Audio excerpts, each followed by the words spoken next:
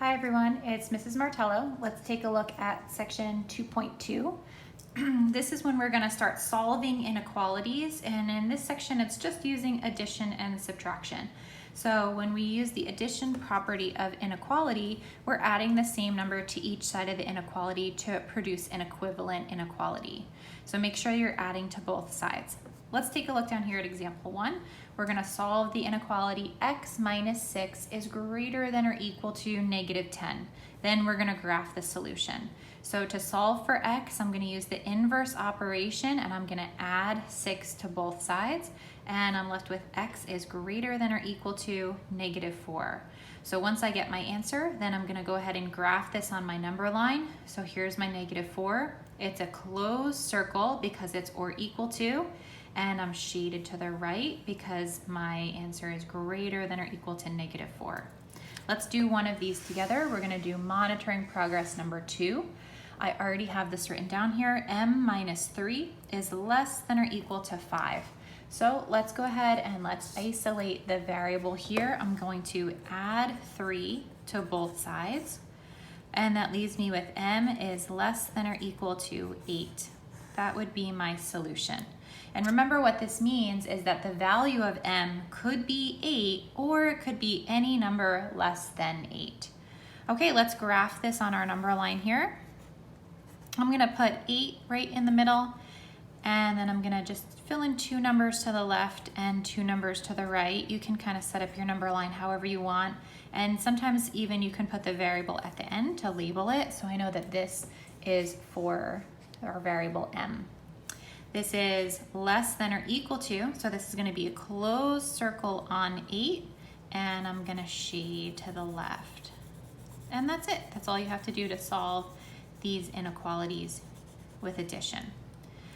Let's take a look at the subtraction property. So for the subtraction property, it's the same idea. You're subtracting the same number from each side to produce an equivalent inequality.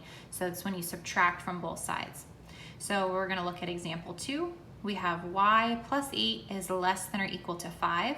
We're going to subtract 8 from both sides, and we're left with y is less than or equal to negative 3. We're going to graph the solution. So on negative 3, it's a closed circle, and we're shaded to the left. Let's look at example 2b. Negative 8 is less than 1.4 plus m. So we're going to solve for m here. I'm going to get rid of the 1.4 because it's positive. I'm going to do the opposite and subtract 1.4 from both sides. And I'm left with negative 9.4 is less than m. Remember what I said here about the variable in an inequality? It's especially important for you to put it on the left side. It just makes it easier for when you graph. So I'm going to rewrite this so that it's m is greater than negative 9.4. Notice how it was open to the m here, and it's still open to the m here. Okay, let's graph this on our number line. So we're going to put negative 9.4 here. It's an open circle on negative 9.4, and greater than means we're shaded to the right. All right, we're going to take a look at example 3. Example 3 is a real world problem. This is a good real world problem to look at because it's a good way to kind of see how you can use inequalities in the real world. So it says a circuit overloads at 1800 watts of electricity. You plug a microwave oven that uses 1100 watts into the circuit. Write and solve an inequality that represents how many watts you can add to the circuit without overloading the circuit. So let's just do part A first, and then we can talk about part B. So this is kind of talking about making a plan and understanding the problem. So let's go down here to step 3 where we're actually going to solve it. We want to write our inequality. So remember, when you set up your inequality, you want to set it up with whatever's currently happening with your variable, then your inequality symbol, and then your total or your result over here. So right now I have 1100 watts because of my microwave. That's the current situation. I want to know how much additional watts I can add to the circuit, so that's why it's plus W. Now it said my circuit overloads at 1800 watts, so I don't want to use 1800, I want to use less than 1800, not including 1800. So here's our inequality. 1100 plus W is less than 1800. You can also have these switched. If you want W plus 1100, that's fine as well. Okay, let's solve this inequality. We're going to subtract 1100 from both sides, and we get W is less than 700. I'm going to go back up to part B.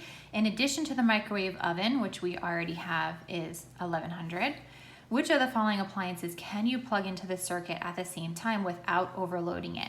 So we just found we can have less than 700. So let's look at what we can do here. The toaster, no, that's over. The hot plate is over. We could do the blender, and we could do the clock radio. So those could be two of the ones that we have. We could include the microwave oven and the clock radio and the blender, and we would still be okay.